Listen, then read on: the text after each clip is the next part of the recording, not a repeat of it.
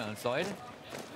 Og nu går de så ud, eller marcherer ud i det, vi kalder for geværstøtterne, eller geværfuchetterne. Fanebæren, han tager fanen, fatter fanen. Og så træder han hen foran styrken.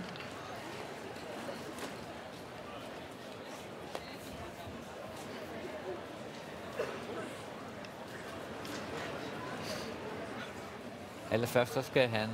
Der er nogle fanesnore på sådan en fane, og fanen har været knyttet, som vi kalder det. Det vil sige, at den har været bundet, og det er for, at faneduen ikke skal blaffe for meget. Den skal lige bindes op, kræver lidt hjælp.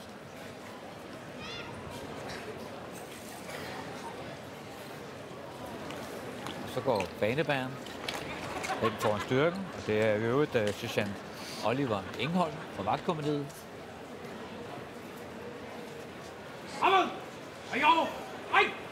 Så er der en styrken ind og afventer, at vagtkommandøren og næstkommandøren kommer.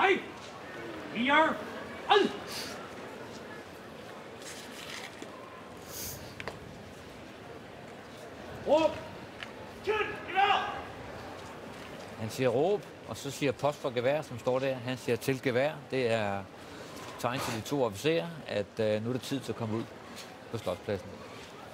Og der har vi vagtkommandøren gående til venstre, det vil sige til højre for os. Med et lille smil. Han var ved at få en statist med i billedet der. Der var en civilist, der var ved at komme i vejen. Ja. Og det er major Peter Lysholm, der er vagtkommandør. Og næstkommanderende, det er kaptajn Mario Mørkeberg. Kom her, vagt. Trækker de sablen. Vagten. Rør! Og gør omkring. Så sablen ved fod. Og så bliver det stående sådan indtil, at kongen er færdig med at tale, og kong Christian skal spilles. Og der skal man lige forestille sig, at nu står de jo og kigger direkte ud på menneskemængden ude på pladsen. Og de står tæt på, som man kan se. Og der står de jo så i noget, der ligner i hvert fald ikke for deres tid, og kigger bare lige frem, de mennesker. Og Michael, det er jo ikke kun stafage og ceremoni, det her. Altså, Livgarden har jo en helt praktisk betydning her. Ja, det er jo en vagtstyrke. Og de holder vagt omkring kongehuset. Og det vi ser her, nu siger vi, kalder vi det at træde til gevær. Og hvorfor gør man det? Det gør man, fordi i gamle dage der stod geværerne ude i de der fuchetter, som de gik ind i før. Og det post for et mandskab, det øvrige mandskab, de står så ude ved skilderhusene. Og alle har gevær med, og der er skarpt i våben. Mens vi nyder de her billeder, jamen, så er der altså cirka 2,5 minut til, at kongen tager ordet og taler til nationen. Det kan man roligt sige den her aften. Og Livgarden finder sig altså, det kan man ikke se på de her billeder, men de finder sig jo altså ganske roligt i, at de bliver jo simpelthen, for nu at sige det på godt dansk, fotograferet sønder og sammen af den her stadig voksende menneskemængde, som har indfundet sig her på Amalienborg Slotsplads for at være en del af det her øjeblik. Jeg tror, der er rigtig mange danskere, der kan huske, hvor de var, da dronning Margrethe abdicerede. Jeg tror også, der vil være en hel del, der kan huske, hvor de var, da kongen holdt sin første nytårstale. Og det vi ved om talen, det er altså, hvis man skulle være i tvivl, den er live, så når du ser kongen tale, ja, så er det altså lige nu, han taler. Derudover er der en masse, vi ikke kan sige med sikkerhed. Det får vi syn for savn for lige om et øjeblik i forhold til, hvordan hans arbejdsværelse er dekoreret eller ser ud, og hvordan det hele taget foregår, hvilket tøj han er på osv. Men det er altså ganske som dronningen har praktiseret det i 52 omgange, live at kongen taler. Michael, du har jo selv været på vagt en aften som i aften. Det har jeg. Ja, det har jeg. Trækker det lidt i dig? Eller synes du trods alt, det er hyggeligt at sidde her? Det er jo altid hyggeligt at sidde her, kan man sige, sammen med jer. Altså, jeg hæftede mig, Michael, vil du sige, at du ville ikke være nervøs, hvis du skulle holde talen. Vil du hellere op og holde talen, måske? Det skulle jeg have tid til at bearbejde. Ja, det er fair nok. Det er fair nok. Det er altid svært at holde andre taler. Ja. Men det er en stor ting at stå derinde.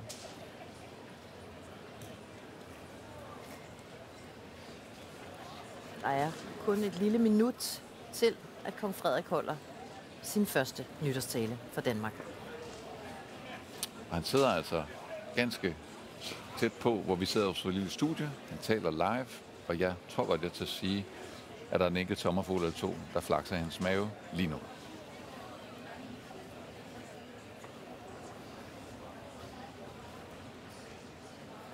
30 sekunder.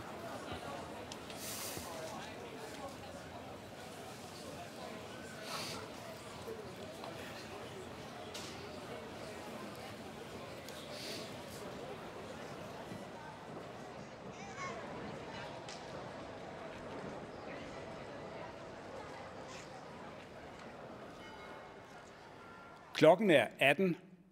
Det er nytårsaften.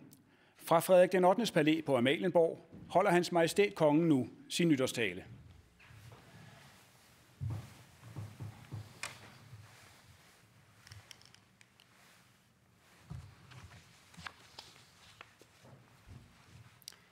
Nytåret gør tidens gang tydelig. Når klokken slår 12, strejfer 2 år hinanden, og afslutning bliver til begyndelse. I aften tager vi afsked med det gamle år og hul på det nye. Helt som vi har gjort det år efter år. Og så alligevel, noget er forandret. For min mor, dronning Margrethe, for mig og for jer. Selvom vi alle har haft et år til at vende os til tanken, så er jeg klar over, at der stadig kan sidde nogen, der er lidt nervøse på mine vegne. For kan nytårstalen holdes af andre end dronning Margrethe? Mange gør status nytårsaften. Hvad tager vi med fra året, der er gået? Og hvad ser vi frem mod i året, der kommer? Jeg tager særligt en dag med mig, den 14. januar. Turen gennem Københavns gader til Christiansborg. Min mors sidste statsråd. Minutterne inden dørene til balkonen gik op. En meget dyb indånding. Christiansborg Slotsplads. Menneskemængden foran mig. Min familie lige bag mig. At træde frem og møde så meget støtte, glæde og kærlighed. At stå på balkonen sammen med dronning Mary som Danmarks kongepar. At tage det hele til mig, eller i hvert fald forsøge. Bevæget og overvældet. Det tager jeg med mig. Det tager vi med os. For altid. Tusind tak. For et år siden holdt min mor sin nytårstale nummer 52. En tale, der kom bag på de fleste ved at være den sidste. I aften holder jeg min første. Der er en første gang for alt, og en sidste gang for lige så meget. De gange har det med at træde tydeligere frem end alle andre gange. De er begyndelser og slutninger i løbet af livet, og vi tillægger dem særlig betydning. Den første skoledag og den sidste. Dem husker vi og fejrer vi. Det gjorde vores familie også i sommer, da kronprinsen afsluttede gymnasiet og sammen med tusindvis af andre unge satte et festligt punktum for en veloverstået ungdomsuddannelse. Jeg har altid holdt af den tid på året. Når vores unge springer ud med huer i alle farver og indtager gader, stræder og strande arm i arm. Hvem husker ikke den brusende følelse af frihed? Hele verden lå åben, og alle døre bare ventede på et greb i håndtaget. Det ser legende let ud, når ungdommen slår sig løs. Og samtidig kan det være alt andet end det. Mange unge mister fodfæste. Ikke for en stund, men i en rum tid. For nogen i en grad, så de bliver syge af det. Hvorfor kan jeg ikke være ligesom alle andre, spørger de måske. Der er sjældent noget enkelt svar. Omvendt ved vi, at det hjælper at have nogen at betro sig til og læne sig opad. Vores nærmeste er vores vigtigste rækværk. Både når livet vælter os, og når det bare overvælder os. Som forældre til 4 teenagere har Mary og jeg lært, at det nytter at lytte. Spørge uden at antage. Holde om, frem for straks at handle. Vores børn er forskellige. Det samme er unge. Der findes ikke én fortælling, der favner alle. Det bedste bud på, hvem unge er, får vi ved at lade dem komme til ord hver især. Gang på gang imponerer de med deres forståelse for sig selv og for andre. De er modige i mine øjne, fordi de tør vise sårbarhed og ser det som en styrke. Nutidens unge står ved sig selv. I våger at være både og. Både sårbare og stærke.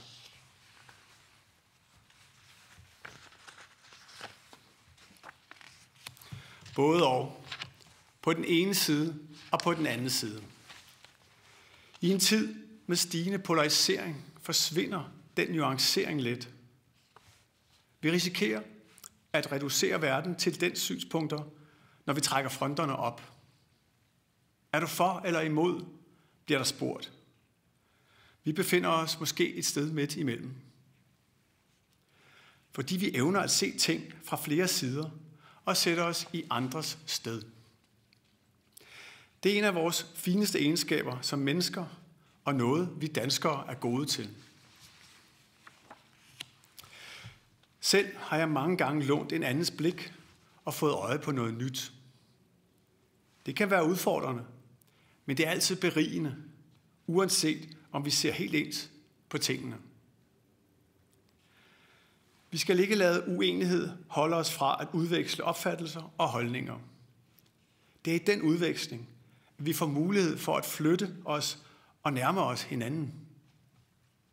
Vores held er, at vi stoler på hinanden herhjemme. Tilliden er høj imellem os. Det gør det lettere at se medmennesket før modstanderen. Frivillighed er et eksempel på medmenneskelighed.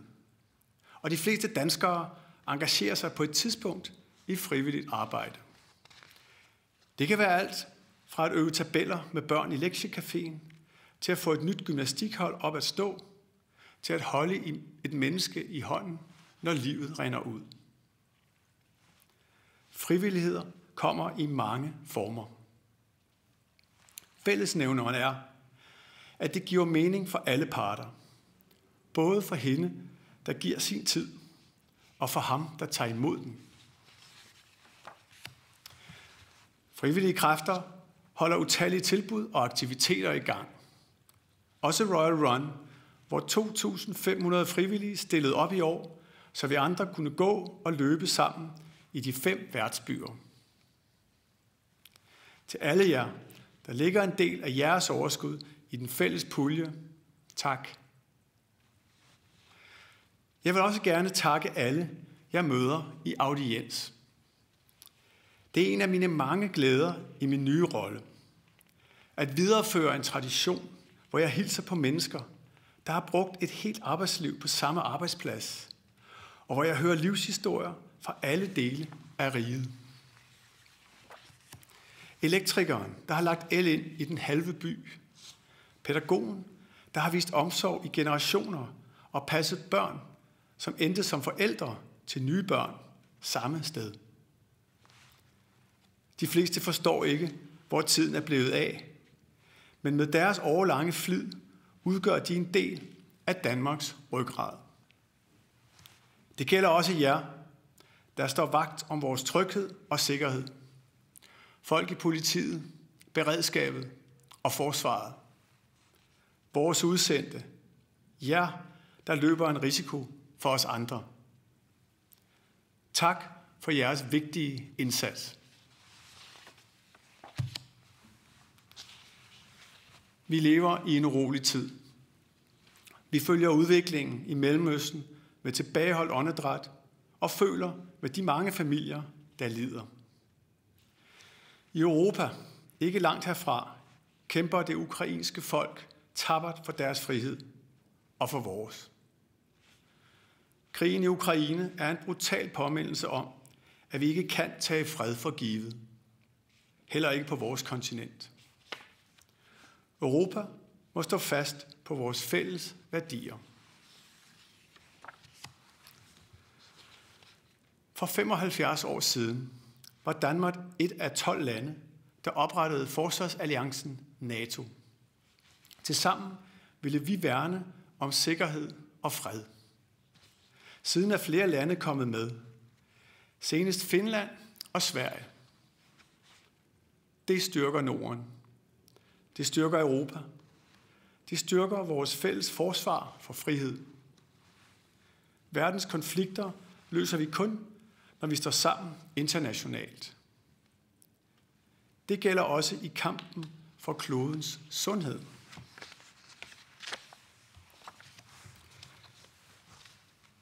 Naturens rigdom er til låns. Ingen ejer himlen eller havet, skovene eller dalene, engene eller stjernerne. Ingen af os har magt til selv at sætte det mindste blad på en nælle. Vores lod er at passe på vores jord, for i morgen er der også en dag. Vi skal forfølge hver en vej, der fører i den rigtige retning. Ikke en vej ad gangen, men alle veje på én gang. Vi har allerede mange gode løsninger, og tilsammen bringer de håb for fremtiden. Et håb, vi skal holde fast i og handle på.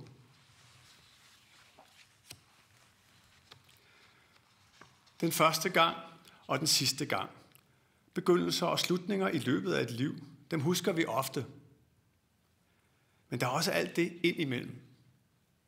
Hverdagen, almindelige dage, der gør mindre væsen af sig, men som udgør det meste af livet. Jeg er taknemmelig for min hverdag med dronning Mary, vores 4 børn og vores 2 hunde. Jeg glæder mig over, at prins Joachim og prinsesse Marie er faldet godt til i Washington med deres børn, og at min mor nyder sin nye tilværelse. Dagligdagen kan hurtigt løbe afsted med os. Pludselig er der gået en uge, en måned, et år. Hvad står tilbage? Det gør samhørigheden. Den mærkede Mary og jeg den 14. januar, og den mærker vi, når vi er rundt i kongeriget Danmark. Der er en helt særlig stemning, når vi møder jer der, hvor I lever og bor. Når vi får et glimt af jeres hverdag. Vi er alle forbundne og hver især forpligtet i kongeriget Danmark. Fra det danske mindretal i Sydslesvig, som endda ligger uden for riget, og hele vejen til Grønland. Vi hører sammen. Det fornemmede Mary og jeg tydeligt, da vi besøgte begge steder, og alle dem midt imellem. Færøerne har vi til gode, og vi ser frem til at komme til Nordatlanten til sommer.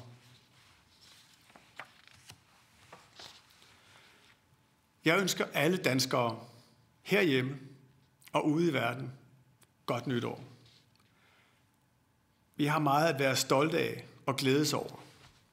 Tilliden, med menneskeligheden, samhørigheden. Min første nytårstale, den kommer ikke igen, men jeg glemmer den aldrig. Man siger, at godt begyndt er halvt fuldendt. Det er måske så meget sagt, men Mary og jeg kunne ikke have ønsket os en bedre start som kongepar. Vi glæder os til at tage fat på alt det, der følger i det nye år, og frem for alt at følges ad med hinanden og med alle jer. Tak for året, der er gået, og rigtig godt nytår. Gud bevare Danmark.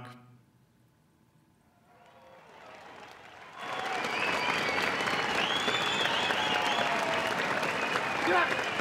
Bak! Altså til